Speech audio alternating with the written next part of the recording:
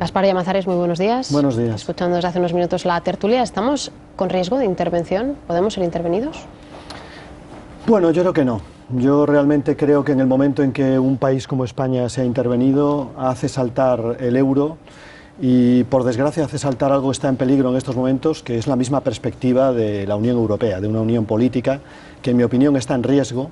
Siempre se pensó que la unión económica era la idea de los funcionalistas europeos, iba a dar necesariamente como consecuencia la unión política. Yo creo que la unión económica en estos momentos, sobre todo la política económica neoliberal, está poniendo en riesgo la unión política en la Unión Europea. Pero no creo en el riesgo de la intervención. Sí creo que estamos vigilados, sí creo que estamos observados y controlados. No estoy de acuerdo con el ministro de Economía cuando dice otros harían unos presupuestos peores. No, usted está haciendo los presupuestos de la observancia y del control por parte de los organismos internacionales y por parte de la Unión Europea. Pero fíjese, si ustedes critican los recortes, ustedes en Izquierda Unida han criticado los anuncios del Gobierno en ese sentido, si con esos recortes se ha frenado en algo, pues no sé si la posible intervención, pero desde luego la presión que hay sobre España, ¿qué hubiera pasado si no fuera así? Si el Gobierno no hubiera tomado medidas en ese sentido, ¿qué es lo que están reclamando los mercados de Europa? No tengo la convicción de que se haya frenado nada, ¿no? La prima de riesgo no demuestra que haya evolucionado positivamente, tampoco los índices bolsísticos. En definitiva, da la impresión de que cada vuelta de tuerca provoca una reacción más agresiva todavía. Es decir, que nos encontramos ante unos mercados insaciables y ante un Banco Central Europeo, ante una Unión Europea impotente, ¿no? Yo le preguntaba, si no se hubieran tomado esas medidas, que el Gobierno defiende que son suyas, es su hoja de ruta, ¿cree de verdad que estaríamos mejor, de otra manera? Probablemente tuviéramos más margen de maniobra si no hubiéramos tomado esas medidas, pero desde luego lo que ha demostrado los mercados, lo que ha demostrado la Unión Europea es que no se cree el presupuesto de España, no se cree el presupuesto para este año y tampoco se cree la enmienda a totalidad del presupuesto que ha presentado el propio Rajoy con el recorte de los 10.000 millones de euros, que en definitiva significa volver al redil del recorte de déficit de la Unión Europea, porque aquí Rajoy nos vendió que había logrado flexibilizar el déficit que nos imponía la Unión Europea. Si ustedes suman la previsión de recorte del presupuesto más la previsión de recorte de los 10.000 millones de euros, estamos en la previsión de déficit inicial. Es decir, Rajoy no ha conseguido nada y lo que se ha provocado, en mi opinión, es una situación de inseguridad. ¿Por qué? Porque la propuesta de recorte, tanto presupuestario como el recorte adicional, lo que, en mi opinión, traslada a la ciudadanía y traslada a la confianza de los ciudadanos, fundamentalmente, es que en España se está apostando por cumplir con el criterio de deuda, pero el objetivo no es ni el empleo ni la recuperación económica. Es decir, que ese recorte del déficit, un mismo Fondo Monetario Internacional lo acaba de denunciar, ese recorte de un punto de déficit significa 0,7 menos puntos de PIB. Esa es una barbaridad que nos lleva a la depresión económica, que nos lleva a un desempleo masivo de más de 6 millones de personas y que nos lleva a no poder pagar la deuda y, por tanto, a estar en una situación peor que la situación anterior. Eso es lo que estamos viviendo en estos momentos. Es decir, que las vueltas de tuerca no solamente no solucionan el problema, sino que lo acentúan. Pero ayer el presidente, en defensa de todas estas medidas que usted está relatando, utilizaba un argumento que es cierto, la legitimidad. Él recordaba, oigan, yo el 20 de noviembre obtuve este resultado, el resto de la Cámara no, nosotros sí.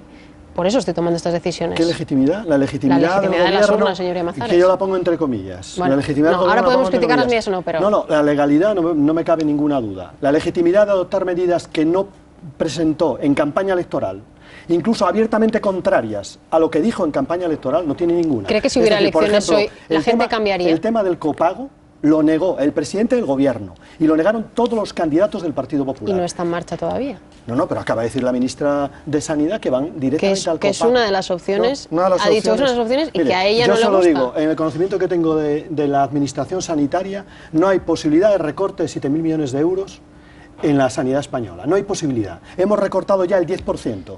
Otros 6.000 millones, otros 7.000 millones, es decir, recortar el 20% del sistema sanitario no es posible. Pero le digo a continuación, la única fórmula que puede ingresar algo en el sistema sanitario, es decir, que puede hacer un balance entre repago y el balance que ellos consideran de disuasión, pero es inútil, en mi opinión, es la que están barajando en estos momentos, que es el incremento del pago farmacéutico. Pero le digo a continuación, como el sistema sanitario español está tomado por las compañías multinacionales farmacéuticas, las compañías multinacionales farmacéuticas lograrán corregir esa medida del gobierno español y, por tanto, lograrán imponer fármacos más caros. ¿Sí? Esa es la realidad de lo que ha pasado últimamente. ¿Cree que eso puede en ocurrir? nuestro país? De todas maneras, cada vez que ha habido una medida de control del sistema farmacéutico, como las compañías multinacionales tienen un poder omnímodo en la mayor parte de los sistemas sanitarios, desgraciadamente también en el nuestro, corregirán y reorientarán el gasto sanitario para lograr incrementar el gasto farmacéutico y que finalmente lo comido por lo servido.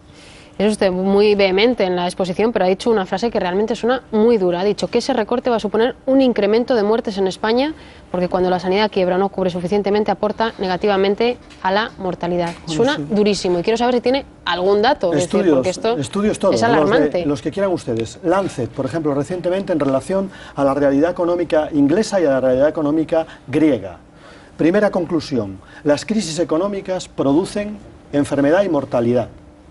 Cada bajada del crecimiento, cada recorte del sistema social produce enfermedad y mortalidad. Hay que ponerle cara a las cosas que hacemos. Hay que ponerle cara, en mi opinión, al recorte sanitario. Grecia, en estos momentos, el fuerte recorte y la crisis económica griega está aumentando las enfermedades psíquicas, pero también enfermedades cardiovasculares, hipertensión, diabetes, porque tiene una relación psíquico-física, y luego, por otra parte, está aumentando los suicidios en Grecia. Han aumentado de manera pavorosa en Grecia durante los últimos tiempos. Por lo tanto, las medidas económicas tienen consecuencias humanas, y hay que empezar a hablar de eso. Hay que empezar a hablar no tanto de macroeconomía, como hay que empezar a hablar de los ciudadanos, de vez en cuando. Hablar de los mercados está bien, pero hay que empezar a hablar de vez en cuando de los ciudadanos. Y el gobierno está anunciando un recorte de 7.000 millones de euros en sanidad.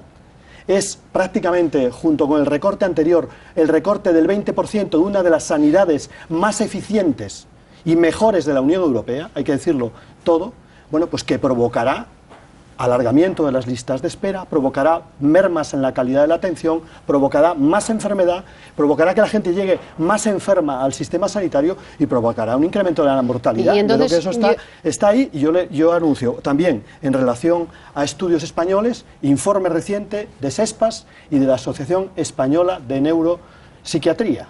Los dos hacen el mismo informe en relación crisis económica, ajustes y enfermedad. Yo le pregunto, entonces, ¿qué hacemos? Porque todo el mundo coincide que el sistema sanitario funciona y es verdad que es uno de los que mejor funciona, pero el gasto es absolutamente brutal. ¿Qué se hace entonces? Brutal, no es verdad, no es verdad. Hay quien defiende que tiene que haber un recorte, y es evidente porque a nadie le gustará, supongo, anunciar 10.000 millones menos. Que defiendan lo que les parezca, pero el gasto sanitario en nuestro país es muy inferior a equiparación de poder de renta al resto de los países europeos. Pero ya sabe a lo que me refiero, la deuda ha ido creciendo. Es más eficaz que el sistema sanitario alemán y que el sistema sanitario francés, pero no tenemos dinero que para se gastan pagarlo. 2 puntos más del PIB que nosotros. ¿Cómo que no tenemos dinero para pagarlo? Eso es lo que le pregunto, ¿de dónde? Mire, ¿Cómo se evita el recorte? Tan solo con el fraude de este país pagamos el sistema sanitario anualmente, con los 60.000 millones de fraude que existen en España. Pagamos, pero si quieren que paguemos, por ejemplo, lo que en este momento se inquieta al gobierno, que parece ser que es que tenemos deudas con las empresas farmacéuticas y con las empresas tecnológicas. Yo tengo que decirles que España ha sido una bicoca para las empresas farmacéuticas y las empresas tecnológicas, y que no estaría mal que después de haber ganado miles de millones durante un año o durante año y medio no los ganen. No pasa nada, no se van a ir de España. Tienen un mercado cautivo y un mercado importantísimo. Que nos perdonen la deuda. 12.000 millones de euros al año ganan los señores de la farmacia, y con ello dedican el 30% a publicidad y a incidir en los médicos. Eso es lo que está pasando. Pero usted está diciendo que perdonen la deuda, que en un momento como la deuda que hay... Yo le doy una indicación, tan solo con que nuestro impuesto de sociedades sea un impuesto de sociedades que en términos efectivos no sea del 10% en las grandes empresas como es ahora, sino que se equipare con el impuesto de sociedades de la media comunitaria, tendríamos los 4 o 5.000 millones, que es lo que van a obtener, que ellos pretenden obtener con el recorte del sistema sanitario, porque no van a obtener más, porque no hay más posibilidades.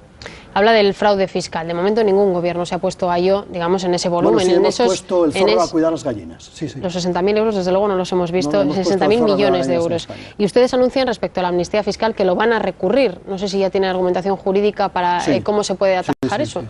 Bueno, en primer lugar es contradictorio que en un país que dice que los impuestos son progresivos, lo que haga un gobierno sea amnistiar a aquellos que defraudan. Pero lo más grave es que el gobierno pretende amnistiar a los delincuentes, es decir, amnistiar a aquellos que tendrían pena de cárcel si realmente se llevaran ante la justicia. Eso sí que es inconstitucional, porque en España está vetado, según la Constitución, el indulto generalizado, y en este caso estamos ante un indulto generalizado y preventivo. Por lo tanto, en nuestra opinión es claramente inconstitucional esta medida del Gobierno, además desde el punto de vista ético repugnante, por decirlo de alguna manera. ¿Qué opina de ese otro límite de los 2.500 euros en efectivo que estos días hemos escuchado que proponía también el Gobierno y que era una reivindicación que había habido también desde Izquierda Unida? Lo hemos planteado nosotros en distintas ocasiones, pero no me creo nada. Es decir, quiero decir, el Gobierno tomó una medida puntual, pero se ha cargado de la agencia tributaria a lo mejor de los profesionales que habían luchado hasta ahora contra el fraude fiscal y ha puesto al frente de esa función en la agencia tributaria a una persona que ha sido condenada por fraude fiscal. Al zorro a cuidar las gallinas. ¿Cómo puedo creer que hay una lucha decidida contra el fraude si al mismo tiempo el Gobierno aprueba una amnistía a los defraudadores? Pero esa no medida tiene ninguna credibilidad. Pero esa medida en concreto, ¿cree que no la van a poner en marcha? Lo digo porque era una de sus reivindicaciones, la de los 2.500 euros. La venimos planteando nosotros durante mucho tiempo, es una medida del Gobierno, pero es una medida cosmética, porque el resto de las medidas antifraude el Gobierno no piensa adoptarlas, sino lo contrario. Enmienda a la totalidad, en este caso, a la reforma laboral. De hecho, hoy en la sesión del Congreso va a haber varios temas y este es uno de ellos, la amnistía fiscal y la reforma laboral. ¿Cómo es la reforma laboral que plantea Gaspar Llamazares, Izquierda Unida, la izquierda en este caso, para salir de esta y de ese número tan tremendo de parados? Bueno, si realmente la reforma laboral lo que pretende es que en vez de las crisis económicas gravitar sobre los despidos, las crisis económicas produzcan flexibilidad interna en las empresas, hay que decir que esta reforma no va en ese sentido. La reforma del Gobierno lo que hace es que en los próximos meses los 5.300.000 se transformen en 6 millones de desempleados y además la sustitución de los empleados de calidad, de los empleados que tienen formación, por empleados, llamémosle, precarios. Ese es el modelo del Gobierno, porque en definitiva estamos ante una devaluación del trabajo y ante una devaluación de las rentas salariales. La idea es que si bajamos un 20% los salarios, aumentaremos el margen empresarial y entonces recuperaremos la economía. Lo que no sabe el Gobierno es que la mayor parte de lo que vendemos en España lo vendemos dentro de nuestro país. Vendemos el 70% a nuestros propios ciudadanos. Por tanto, si deprimimos la renta de nuestros ciudadanos, lo que hacemos es deprimir la economía española. En ese sentido, nosotros lo que proponemos es lo contrario de lo que plantea el Gobierno. Nosotros nos centramos en el empleo de calidad y nosotros lo que hacemos es una flexibilización acordada dentro de las empresas. Flexibilización acordada entre empresarios y trabajadores en el seno de las empresas. Y creemos que eso es lo que permite que los golpes que hay en momentos de crisis económicas sobre el empleo no se transformen en despidos y en paro, sino que se transformen en una flexibilización de horarios o una flexibilización del trabajo. Pero usted habla de empleo de calidad y es algo que suena bien, seguramente todo el mundo que le esté escuchando ya, pero el empresario tiene que generar ese empleo de calidad y ahora mismo no parece que haya condiciones, porque no hay dinero, sobre todo, porque no fluye el crédito, por un montón de razones. ¿Cómo se genera ese empleo de calidad del que usted Claro, habla? porque es que la política que estamos haciendo es la política contraria. Es decir, por una parte, el Gobierno adopta una reforma laboral que no es tal reforma laboral, sino que es prácticamente un expediente, un gran expediente de regulación de empleo en este país, que traslada el precariedad a despidos. Esa es la realidad del Gobierno, y al mismo tiempo el Gobierno adopta unas medidas de ajuste que, lejos de recuperar la economía, lo que hacen es deprimir la economía. Bueno, pues la solución, en nuestra opinión, está en el terreno contrario. Por una parte, como digo, en relación al empleo de calidad y la flexibilidad interna, que por ejemplo habían acordado sindicatos y empresarios poco antes de las medidas del Gobierno, y por otro lado, apurar los márgenes que tenemos en España y en la Unión Europea, que los hay, por ejemplo en la lucha contra el fraude, en la reforma fiscal, para que haya, además de medidas más a largo plazo en materia de déficit, medidas inmediatas de recuperación de la economía. Impulso público a la economía española. Sin el impulso de la economía, vuelvo a repetir, cuando nuestra producción va directamente a los consumidores en un 70%, sin el impulso de la economía estamos abocados a la recesión económica y a la depresión económica. Y a no pagar además la deuda, no la vamos a pagar. Bueno, hablemos también de Andalucía y de Asturias. Empiezo por Andalucía. ¿Izquierda Unida va a estar en el Gobierno o va a apoyar la investidura de Griñán como presidente? ¿Cuál es la opción que se está barajando ahora mismo en su partido? Bueno, se están barajando las distintas opciones que parten de la premisa de que nosotros no vamos a permitir un gobierno del Partido Popular en Andalucía. Y tampoco lo vamos a hacer, si podemos, en Asturias. Pero luego, cómo vamos a estar dependerá del propio programa. Es decir, si hay un programa de mínimos, pues habrá un compromiso de mínimos. Si hay un programa, bueno, pues sólido, solvente, fuerte, que se centre en la regeneración democrática y que se centre también en una salida social de la crisis y en el empleo, pues nuestra responsabilidad será mucho mayor, incluso la responsabilidad de gobierno. Pero eso es lo que están valorando. ¿Cuál le gustaría a usted de las dos opciones, desde fuera o desde dentro? Hombre, a mí me gustaría que el compromiso programático fuera el más ambicioso y que nos permitiese gestionar a nosotros una parte importante de ese programa, pero ya veremos lo que sale de la negociación y ya veremos lo que deciden también los compañeros de Andalucía, que es los que en definitiva de manera participada deciden. Donde hay, por cierto, dos almas o un alma y media. Y le pregunto por Sánchez Gordillo lo que dice él dentro del partido y también esa otra denuncia que hay, participó como un piquete y hay una polémica montada por cómo ha podido hacer eso o no. Dígame, las dos cosas. Yo defiendo la pluralidad dentro de la izquierda y dentro de Izquierda Unida y me parece legítimo que haya quien piense que no se debe de estar en el gobierno como haya quien piense que se debe estar en el gobierno. Se trata ahora de poner encima de la mesa los datos, confrontar posiciones y llegar a una solución acordada,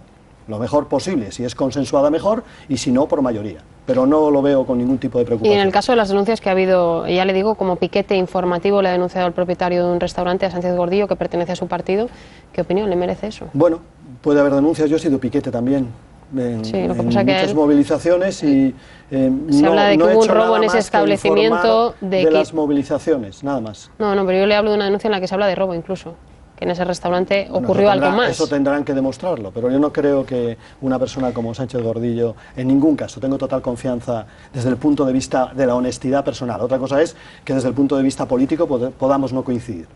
Asturias, su tierra. Izquierda Unida y el PSOE están ahora mismo, me parece que hoy mismo hay también una reunión. ¿Qué va a pasar ahí? ¿Cree que van a poder gobernar junto con el PSOE? Bueno, yo creo que Asturias es una partida de mus. Pero una partida de mus que en este momento está jugando en el terreno de la derecha. La derecha es la que ha provocado esta crisis, la derecha es la que ha utilizado la campaña electoral como campo de batalla entre ellos, con ganadores y perdedores. Yo creo que el gran perdedor de esta batalla ha sido Álvarez Cascos y el Foro. Y ahora creo que la partida de mus es quién paga los platos rotos de la derecha.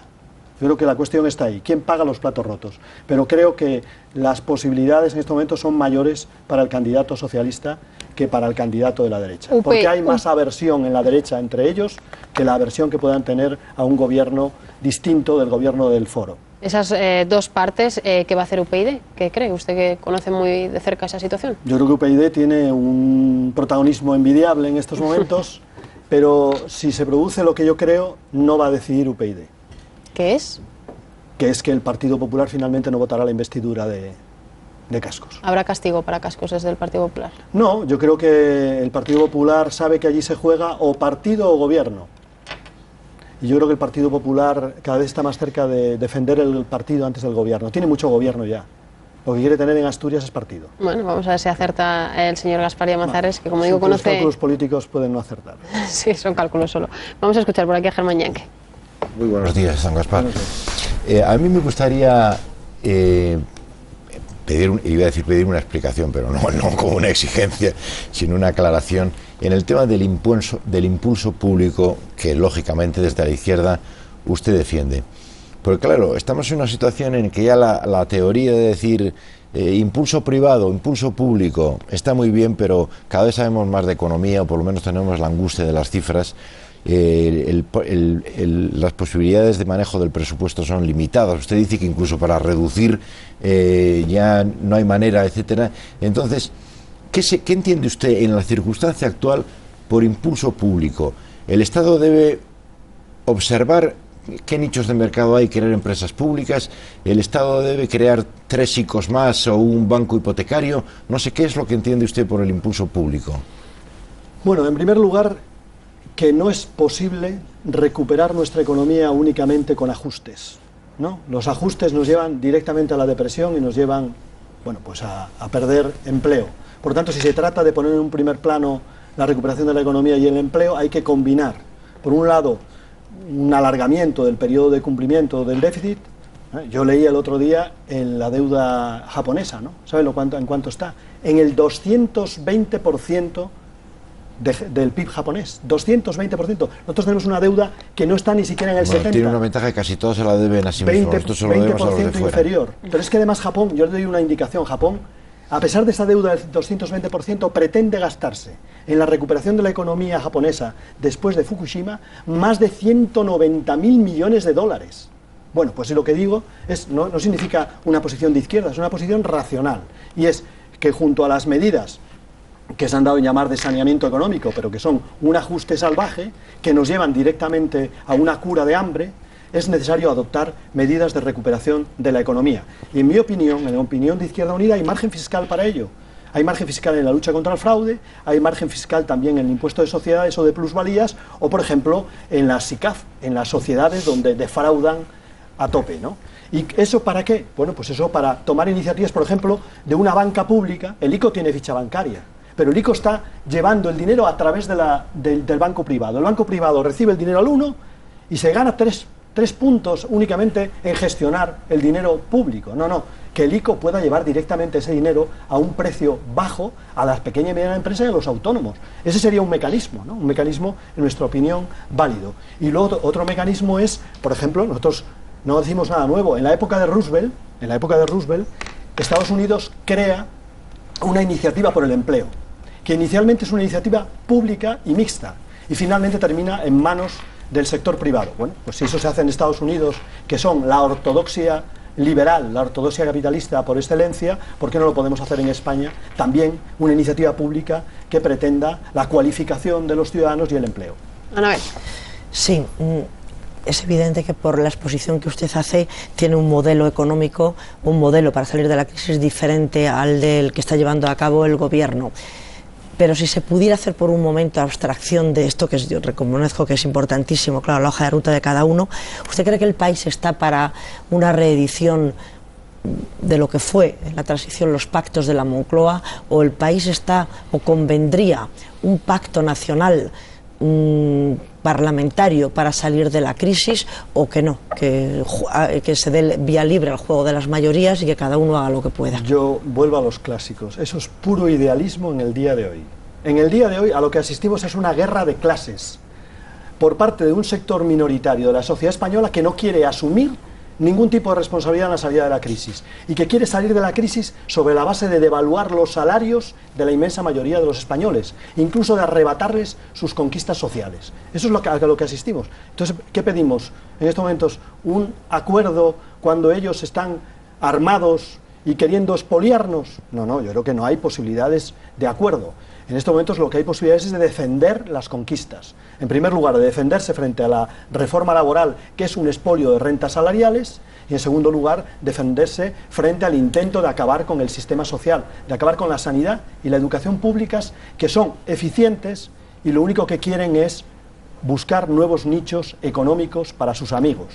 Yo creo que eso es lo que cabe en estos momentos hacer, pero plantear en estos momentos un gran acuerdo de la Moncloa, cuando la salida es claramente la contraria, es la imposición de una minoría a la mayoría, a mí me parece puro idealismo en estos momentos. Fernando. No, me parece muy relevante esa reflexión que hace, porque efectivamente, terminada la construcción, los 3 grandes nichos de negocio que quedan para el sector privado son la sanidad, la educación y los servicios sociales. Y es verdad que se está produciendo una ofensiva para hacerse con esos mercados. Pero hay algo en lo que me parece llamativo. Hay que decir a todo ello que son más caros. Es decir, que aquellas comunidades autónomas que tienen más problemas hoy en sanidad son las comunidades autónomas más privatizadas, son las que tienen más gasto sanitario. Y pongo el ejemplo de Estados Unidos. Estados Unidos gasta el triple en sanidad que España, el triple, a igual poder de renta 3 veces más.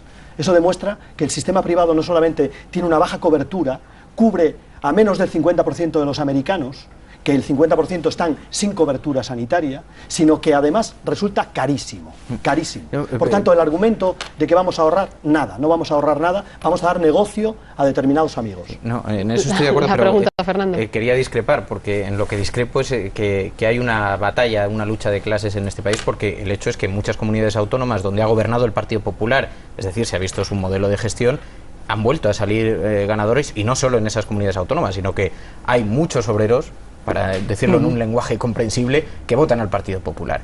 Y esto me suscita la siguiente pregunta. Yo cuando anoche puse en Twitter que iba a venir usted, la pregunta más repetida, porque pedí a la gente que enviara sus preguntas, creo que las ha visto porque algunos le ponían copia a usted.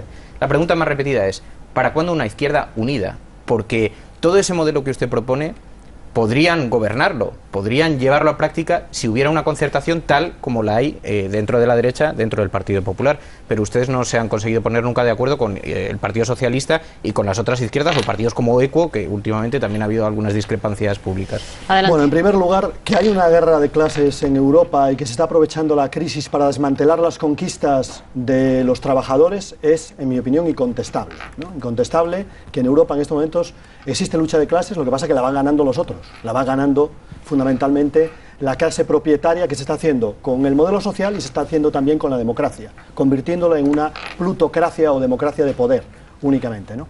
Eso no quiere decir que luego no haya mayorías parlamentarias que en determinado momento apoyen a la derecha. Eso no es contradictorio, en mi opinión. Sobre la unión de puede haber mayoría que apoye a la derecha. Pero con respecto a la unidad de la izquierda, ¿sobre qué base? La unidad de la izquierda sobre un programa alternativo al golpe de mercado, la unidad de la izquierda sobre un programa de otra Europa, de acuerdo, mañana mismo.